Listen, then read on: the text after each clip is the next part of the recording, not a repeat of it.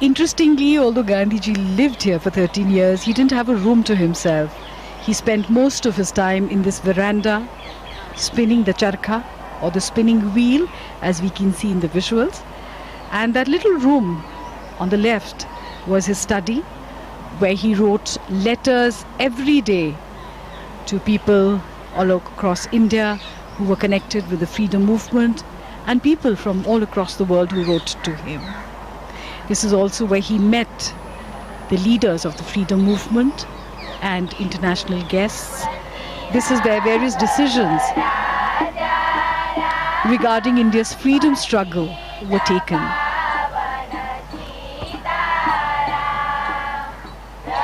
It was while living here that Mohandas Gandhi came to be known as Mahatma Gandhi. And this is the symbol of self-reliance, the spinning wheel, charkha. The charkha was Gandhiji's great tool for empowerment and dignity of labor. President Trump and the First Lady giving it a try. It also has great spiritual significance. Gandhiji used to say 1 hour spent in spinning would be equivalent to an hour in self-development for the spinner. It's very meditative when you spin the charkha.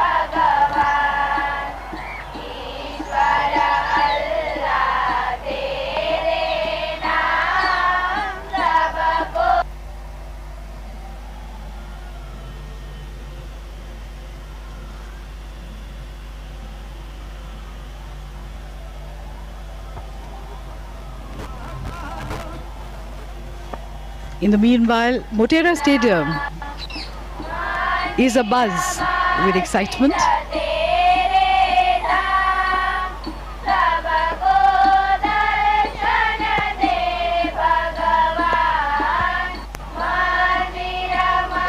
Lata Ben explaining how the yarn is spun.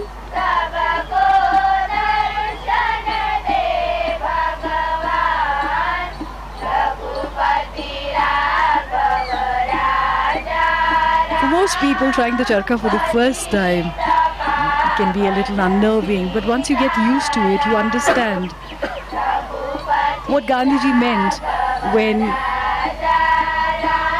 he called it the physical embodiment of his constructive program as a representation of Swadeshi, self-sufficiency, and at the same time, interdependence. Because the wheel is at the center of a network of cotton growers, carders, weavers, distributors and users. It also embodied the dignity of labor, equality, unity, as all volunteers were to spin each day, and finally independence was achieved.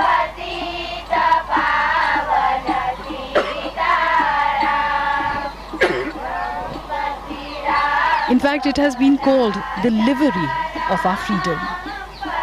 That is what Khadi signifies for us. A few moments of introspection, trying to absorb the essence of Mahatma Gandhi, his teachings, and his philosophy. It's hard to imagine.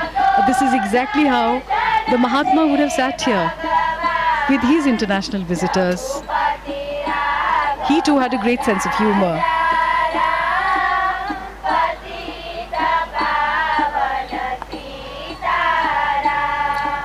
Interestingly, Gandhiji could write from both his hands, and sitting here in the veranda, he would meet a lot of world leaders and other guests.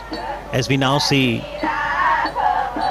the special visitor today, the American President, Donald Trump, now penning his thoughts in the visitor's book.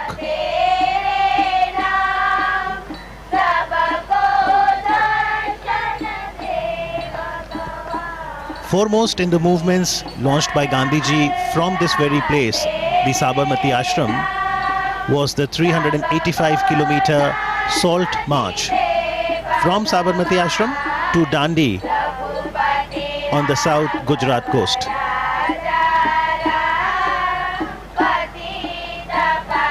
Interestingly, Gandhi Smarak Sangrahalaya, Sabarmati, is open on all days of the year from 8:30 in the morning till 6:30 in the evening.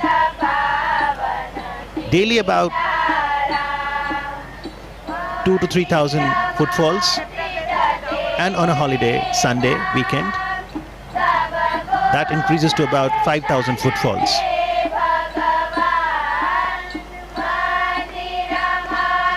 Mahatma Gandhi believed in an openness.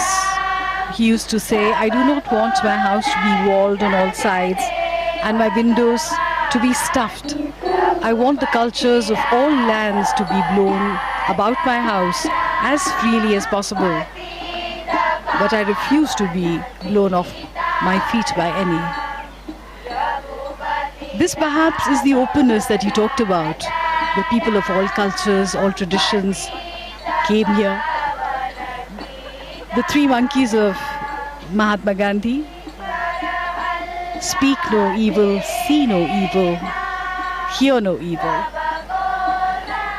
These were originally given to Mahatma Gandhi by a Japanese monk, and they became an essential part of his philosophy. And those philosophies, Jasleen, are still very relevant and encourage each one of us to ensure that we imbibe the core values